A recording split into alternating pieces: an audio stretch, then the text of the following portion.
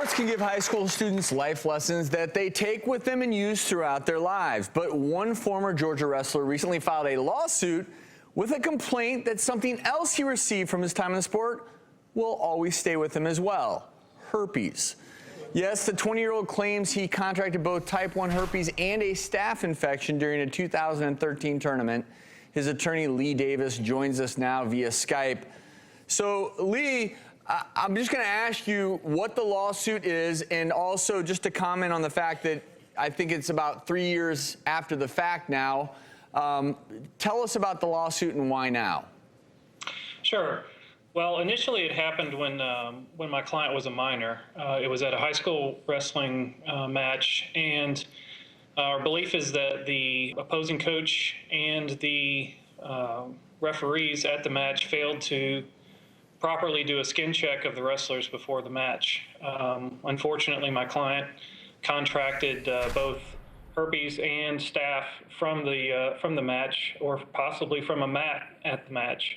He initially got his first outbreak just days after the event, so he knew that it had come from that event.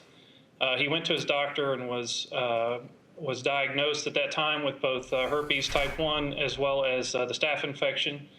And then he took some medicine, it went away. He had planned to just simply live with it. But over this past summer, he went on vacation with his family. And during the vacation, I guess it was either the heat or the sun or something caused him to have an outbreak during the vacation, a very, very bad outbreak all the way across his forehead, big, ugly blisters, so much so that he was embarrassed to leave the condo. He couldn't go down to the beach. He couldn't go to the restaurants, anything like that.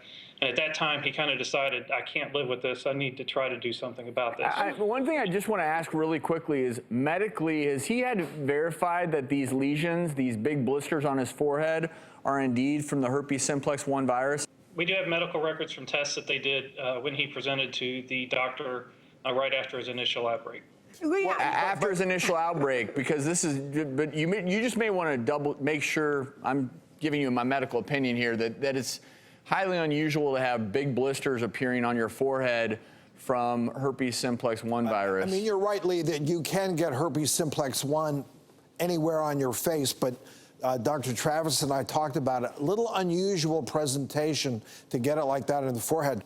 Quick question, did he see anybody that had open sores? He thinks he knows who he got it from, yes. However, the failure here is, without a doubt, the failure of the coaches and the referees to follow the mandatory rules about skin checks, about physician waivers for any type of communicable skin disease.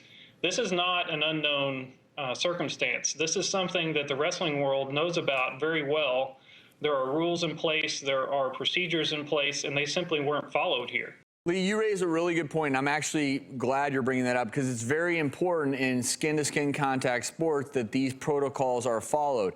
Now, medically speaking, you're going to have a very difficult time proving causation, because 90% of us are exposed at some point or another in our lives to the herpes simplex 1 virus.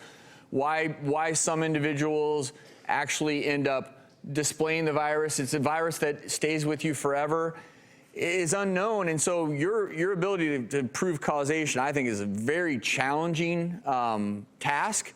And honestly, even if you saw someone with open sores and then you kissed them and you had an outbreak a few days later, doesn't mean you got it from that person. Yeah. Just the way the herpes simplex virus works is... There's no question that wrestling probably is more up close and personal than any sport you can do. Is. You're holding these moves, these locks, I mean, that skin is just rubbing. So, I mean, take home there, if you have any type of open sores or wounds, or if you see who you're engaging in a wrestling match has anything open sores, don't do it. Do not engage in that match.